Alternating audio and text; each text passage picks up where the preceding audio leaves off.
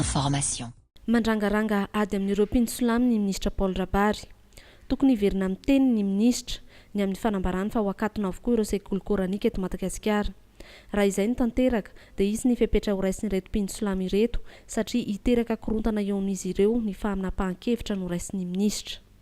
Entra ny teniny fa hakatona ary sy tokony atao eto Madagasikara ny école coranique. Tsy haiko na hainy magnazava an'izay, mampiavaka an'izay. Inona atao enseignement, inona ny atao hoe école coranique. Faharoa, voazany ve ny lalam-pandrenana. Inona ny voalazany texte fondamental. Nisika mikasika ny fampianarana, mikasika ny religion. Inona hainy koa ve magnavaka fa ireo ministère ireo samy manana andraikitra. Andraikitra ny minezeby ve ny misahana ny finoana sy ny fivavahana sa andraikitra ny ministère hafa. Sy mety toboko ary tokony handray adidy ary manana adidy ny ministre Paul Rabary satria mpitondra fanjakana izy.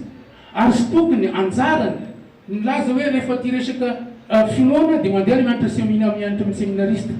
Fantasika fa ny séminaire natao an'ny kristiana, ny madrasa natao an'ny musulman. Raha izy ny président république, raha izy ny premier ministre, raha izy ny ministre de l'intérieur nametrana an'izay dia lazainy mpampianarana izy izy ny mpinandraikitra voalohany. Betsaka loatra hoy ireto mpinsolamy ireto ny olana tokony hovaina eto amin'ny firenena kanefa dia mamboly olana hafa indray ny minisitra Paul Rabary. Fanontaniana napetraka ny mpinsolamy, mpandinika fiarahamonina ny tena ny sapan-kahalana ny finoana silamo.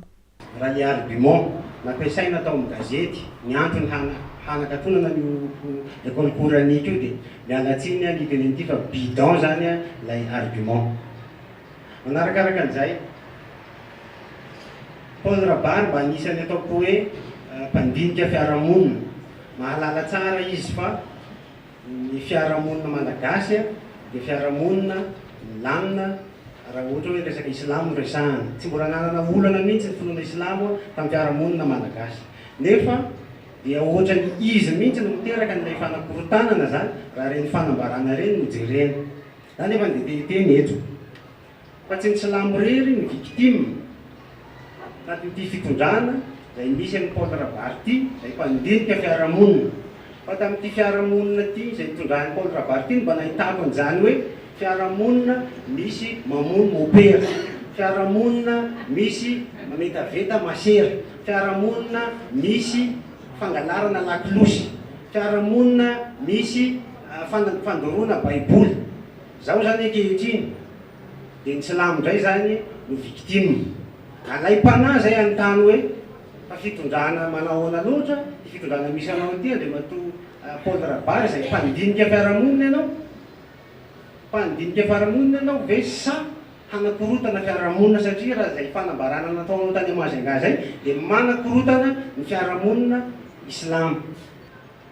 Tsy mampianatra olona andeha hanao terroriste ny Coran. Tonga dia anao tsorina eto tsisy terroriste zany, zavatra hafa ny misy eto. Ny réalité eto dia un dictat populaire, zany problème eto. Tanora tsy anasa, délestage. Zany zava-misy eto fe tsisy terroriste zany. Tsara ngamba mba hazava zay. Tsy alova reny aloha mitadiavana vahaolana. Paza manangana fahavalo anao amin'ny finoana islamo. Finoana iray amin'ireo finoana telo izay voalaza fa monoteista amin'ny finoana silamo. Isan'izany ny judaïsta, ny kristianista ary ny islamista. Ny taonjato fafito no nahatongavany teto ambony tany ary efa azo lazaina fa finoana marena tany tsy misy tany izay tsy ahitana ny finoana silamo sy ireo mpinsolamy manaradia azy. Misy 1,100,000 tapitrisa ireo mpinsolamy amin'izao fotoana izao.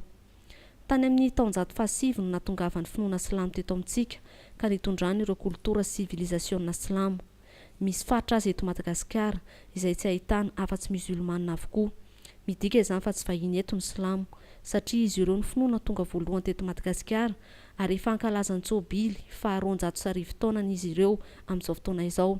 Izany hoe tsôbily natongavany teto Madagasikara. Marina hoy ireto mpinsolamy ireto fa samy manana ny safidiny amin'ny finoana arahany ny olona tsiraray avy.